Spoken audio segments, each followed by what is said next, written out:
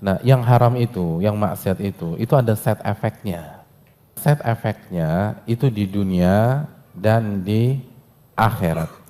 Allah berfirman dalam surat Asy-Syura misalnya ayat 30, "Wa ma asabakum min musibatin fabima kasabat aydikum."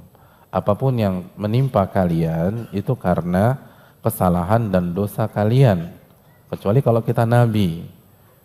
Nabi maksum.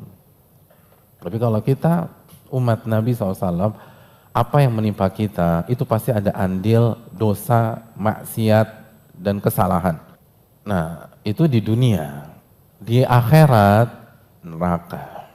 Orang yang hidupnya tanpa ilmu, itu pasti akan kena masalah terus. Dan gak selesai-selesai. Dan musibah terus, bencana terus. Karena dia rutin melakukan dosa. Dan dosa itu pasti ngundang masalah, ngundang musibah, ngundang bencana. Pasti itu. Ini ayatnya.